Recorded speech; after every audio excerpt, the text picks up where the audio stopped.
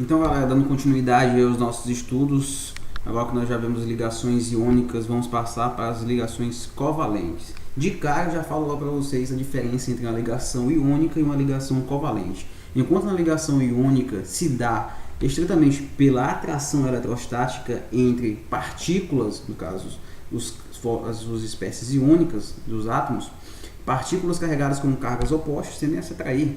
E aqui a ligação covalente vai se dar especialmente entre compostos que têm alta energia de ionização, ou seja, são compostos que têm dificuldade em perder elétrons. Então, não vou te dar meus elétrons, mas se você quiser compartilhar, eu compartilho o meu com você e você compartilha o meu com o seu. É tipo, o seu amigo tem um arroz e você tem um feijão. Você vai dar o feijão para o seu amigo, vai ficar sem nada? Não, você dá um pouquinho do teu arroz e eu te dou um pouquinho do meu feijão e a gente almoça aí, né? É assim mais ou menos a ligação covalente, tá bom? Então vai haver um compartilhamento de elétrons, ou seja, um átomo vai doar, vai compartilhar um átomo e o outro átomo, o átomo B, vai compartilhar o seu átomo. Então a ligação covalente vai se dar com compartilhamento de dois elétrons. Eu preciso de dois elétrons para formar uma ligação covalente. Então tem uma espécie que tem um elétron e tem outra espécie que precisa de um elétron também. Então aqui nós temos basicamente o átomo de hidrogênio, tem um elétron no seu orbital, tem outro elétron no seu orbital, no seu nível na camada K, e eles vão compartilhar formando aí o gás hidrogênio. Aqui ele está basicamente relacionando aquilo que nós já falamos no outro vídeo, os elementos que estão no grupo 14 tem 4 elétrons na camada de valência, portanto tem tendência a formar 4 ligações. Os elementos que estão no grupo 15 tem 5 elétrons na camada de valência, falta 3, então tem tendência a formar 3 ligações. Os elementos que estão na família 16 tem 6 elétrons, precisa de 2, então tendem a formar 2 ligações. E os elementos que estão no grupo 17 tem 7 elétrons na camada de valência e, portanto, precisam de apenas 1, então tem a tendência a formar apenas uma ligação covalente, tá bom? As ligações covalentes elas são mais facilmente visualizadas através das representações de Lewis, tá bom?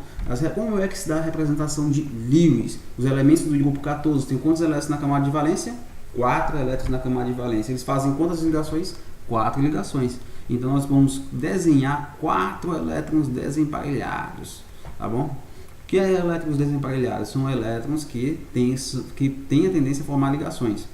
E aqui, os elementos do grupo 15 tem quantos elétrons, pessoal? 5 elétrons na camada de valência. Então ele tem 2 elétrons emparelhados e 3 elétrons desemparelhados, que vão ser esses aqui que vão estabelecer as ligações. Ele precisa de mais um para compartilhar, ele precisa de mais um para compartilhar e precisa de mais um para compartilhar e ficarem assim emparelhados. Os elementos do grupo 16 têm quantos elétrons? 1, 2, 3, 4, 5, 6. Então eles precisam de quantos? 2. Eles têm 2 elétrons desemparelhados. Eles precisam emparelhar esses elétrons. Eles só vão fazer isso quando eles compartilharem. E assim até chegar aos gases nobres, tá bom?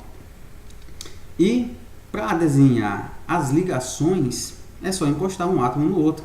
Eu tenho esse nitrogênio e eu tenho o carbono. Então, se eu encostar esse elétron do nitrogênio que está desemparelhado com esse elétron do carbono que está desemparelhado, eu vou formar uma ligação covalente, ou seja, vou formar um compartilhamento de elétrons, tá certo?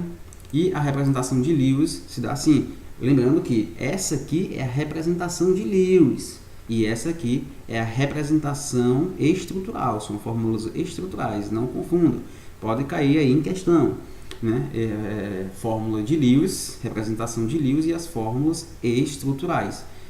Olha só, como as fórmulas estruturais eles não representam os elétrons, apenas os traços indicam a ligação que está ocorrendo, tá bom? Então, eu tenho o cloro com outro cloro, encostei os elétrons que estavam desemparelhados um no outro, formei a ligação. Da mesma forma, o hidrogênio precisa de quantos elétrons para adquirir sua estabilidade? Apenas 2. Então esse hidrogênio tem 2 elétrons e esse outro hidrogênio também tem 2 elétrons. O cloro é da família 17, então ele precisa de só mais um elétron. Então ele já tem 6 aqui e está compartilhando 2, totalizando 8. Da mesma forma esse cloro. E assim se dá as ligações covalentes. Então nós temos ligações simples, duplas ou triplas. de acordo com a necessidade e com qual átomo o indivíduo, a espécie química vai estar sendo ligada. Por exemplo, o carbono, ele precisa de 4 ligações, beleza, da família 14, né? Precisa formar 4 ligações para adquirir o octeto. E ele poderia ligar-se com 4 hidrogênios para estabelecer 4 ligações simples. No caso, ele está ligando aqui ao oxigênio, que precisa de cada oxigênio, precisa de 2 ligações. Então, o carbono vai formar 2 ligações duplas, tá? Com os oxigênios. A mesma coisa com o hidrogênio, ele estabelece apenas uma ligação simples. E com o nitrogênio, que precisa de 3 ligações para se acomodar, olha, o carbono precisa fazer 4 ligações. Fez uma com o hidrogênio, sobrou 3. Ele vai ligar-se com outro elemento químico que precisa também de 3. Então, ele vai formar uma ligação tripla. Então, temos exemplo aqui de ligação simples, ligação dupla e ligação tripla. Então, essa quantidade de ligações, a variedade de ligação, vai se dar especialmente ao tipo de átomo com qual a espécie química está formando o seu composto molecular. Aqui mais à frente ele vai falar do que é ressonância. Olha, uma vez que eu estabeleço uma ligação química entre, por exemplo, aqui nós temos ozônio, que é o O3. Cada átomo de oxigênio precisa de 2 ligações químicas. Olha só, eu tenho 2 ligações químicas, mas o átomo central de oxigênio não pode estabelecer 4 ligações.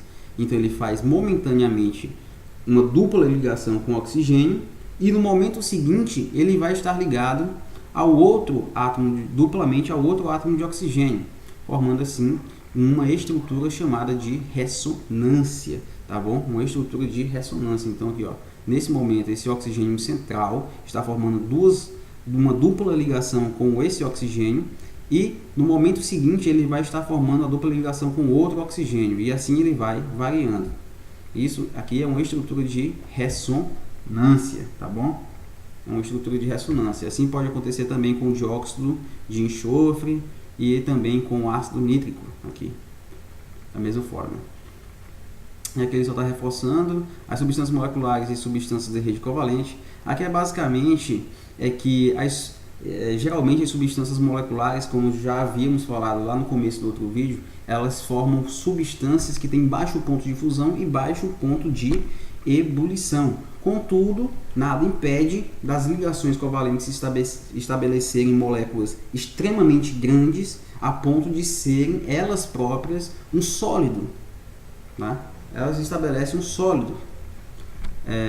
E aí nós temos substâncias que podem ter grandes pontos de fusão, grandes pontos de ebulição, tá bom?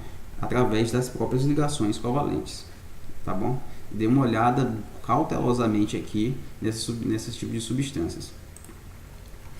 E aqui ele vai falar de alotropia, é quando uma ligação, quando tem um composto, olha só, no caso o enxofre, um composto químico que ele pode se organizar de maneiras diferentes no espaço, tá? Lembra que eu falei para vocês que eu tenho o carbono que forma o grafite, que é a ponta do nosso lápis, e esse mesmo carbono, só carbono, forma o diamante, tá bom? Carbono e grafite e o carbono diamante.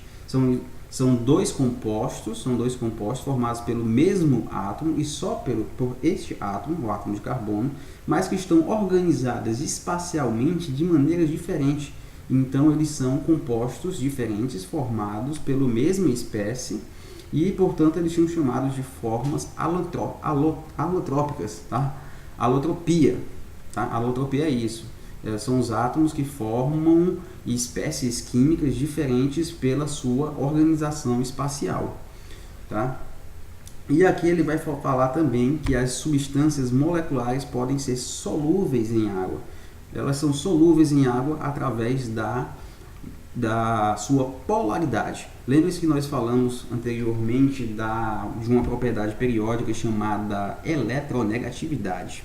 A eletronegatividade faz com que os elétrons compartilhados em uma ligação covalente estejam mais localizados no elemento mais eletronegativo, ou seja, aquele que tem maior tendência a atrair os elétrons que estão sendo compartilhados. e, portanto, a água pode se envolver, a molécula de água pode atuar aí, separando esses dois indivíduos, ocasionando também a separação da carga, separando a espécie que estava ligada covalentemente, tá bom? Ela pode ocasionar então a ionização através da água, que nós chamamos aí de eletrólise, né? Aqui ele já vai falar de ligações metálicas, mas antes vamos ver aqui uma animaçãozinha, aquela mesma animação, sobre como é formada aí a ligação covalente. Eu tenho o átomo de oxigênio, eu tenho o átomo de hidrogênio. O átomo de oxigênio tem 1, 2, 3, 4, 5 e tem outro elétron lá atrás, são 6 elétrons o átomo de oxigênio, e o hidrogênio possui apenas um átomo. As duas espécies estão carregadas, são neutras, aliás, tá? Olha aí, quando o hidrogênio se aproxima do oxigênio, eles começam a compartilhar. Vejam que o movimento do elétron não está nem no oxigênio e nem exclusivamente no hidrogênio, ele está sendo compartilhado. Tá vendo? O hidrogênio tem um elétron e o oxigênio tem 6 elétrons. O oxigênio precisa de mais 2 elétrons, o hidrogênio, na verdade, precisa de só mais um, porque ele está na camada K, que é apenas o subnível S. Olha só, quando eles se ligam, os elétrons não estão nem exclusivamente no oxigênio, nem exclusivamente no hidrogênio. Eles estão se movimentando pelos dois átomos, estão sendo compartilhados pelos dois núcleos. Tá bom? Só que o oxigênio ainda precisa de mais um, ainda tem um elétron desemparelhado. Então ele precisa de mais uma ligação, que vai ser dada pelo outro hidrogênio, formando assim os dois átomos. As duas espécies, tanto o hidrogênio como o oxigênio, estão satisfazendo as suas necessidades aí, momentaneamente. E agora nós vamos falar um pouco sobre ligações metálicas. As ligações metálicas é estabelecida, lembrando que ligação covalente se dá entre os elementos que estão mais à direita, ou seja, entre os não metais na tabela periódica, tá bom? E as ligações metálicas vão se dar entre os elementos que estão localizados à esquerda, entre os elementos metálicos na tabela periódica. Como é que se dá essa ligação metálica?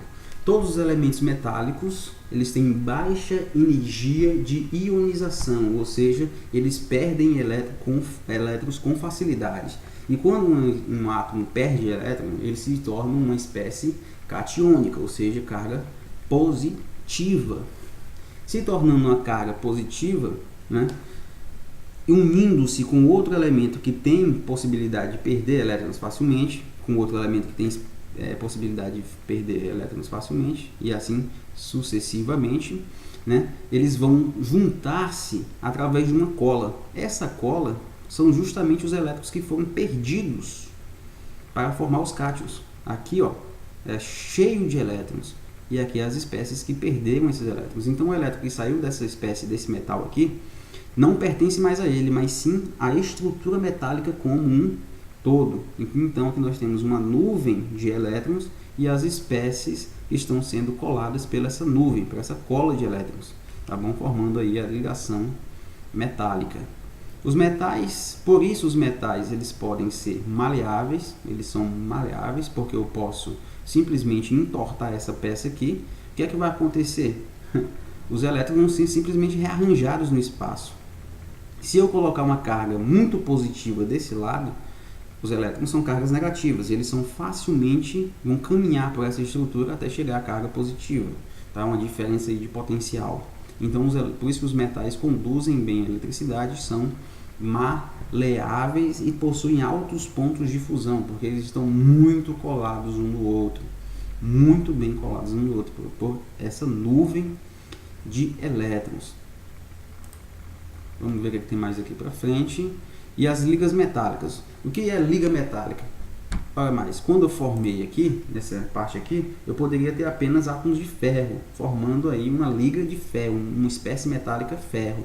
Mas eu poderia inserir outra espécie. Por exemplo, eu poderia misturar ferro com o titânio, formando assim, porque o titânio também é um metal, também tem tendência a perder elétrons, e os elétrons dele vão para a rede e o titânio carregado positivamente fica aqui dentro. formando aí uma liga metálica. Então, liga metálica é quando eu tenho mais de uma espécie metálica participando do sólido, tá bom? Do sólido metálico. E aí ele fala quais são as espécies, né? Alguns exemplos de ligas metálicas. Olha só, vamos ver aqui a eletronegatividade e as ligações químicas. Essa parte aqui é uma parte muito importante para a gente, e eu vou explicar aí no próximo vídeo.